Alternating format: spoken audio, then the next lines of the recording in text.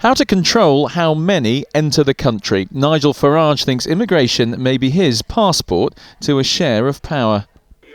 So today he said there should be a 5-year freeze on unskilled workers entering the country and a points-based visa system to get the numbers down. We've gone from about 30,000 people a year net to the figures that we saw last week of 300,000. But a formal cap of 50,000 policy just last week, well, that seems to have gone.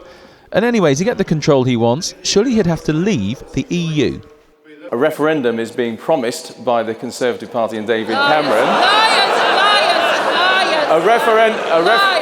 A referendum is being promised. If UKIP do well, you could stop the Conservatives getting that majority and stop that referendum. Congratulations, you'll have stopped what you wanted to happen.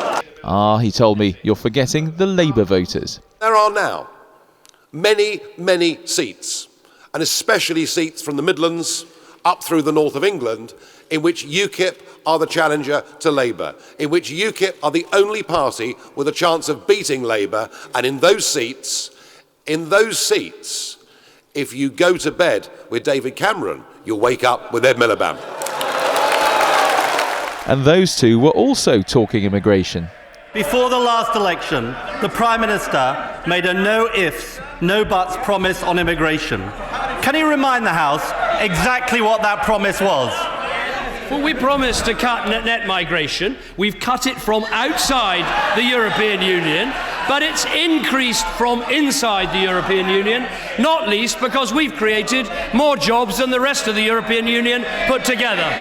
Back at the Farage meeting, one analyst of UKIP said any inconsistencies on immigration probably wouldn't matter. UKIP, if you look at the national opinion polls, is now seen by more voters as having the best policies on immigration, higher than the Conservatives. So, regardless of the intricacies of policy, they certainly have a niche and control of that issue in British politics.